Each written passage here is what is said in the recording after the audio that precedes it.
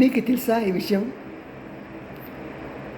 నేను అంటే గుడిగంటి టీవీ 9 ఛానల్ని కేవలం 1 నిమిషం పాటు కాకుండా ఇప్పుడు 3 నిమిషాల వ్యవధిలోకి నేను ఎదిగానని చెప్పుకోవాలి. ఎందుకంటే సాధారణంగా 1 నిమిషం ఉన్నప్పుడు ఏమైందంటే నేను ఎక్కువసేపు నా భావాల్ని పంచుకోవడానికి అవకాశం ఉండేది కాదు.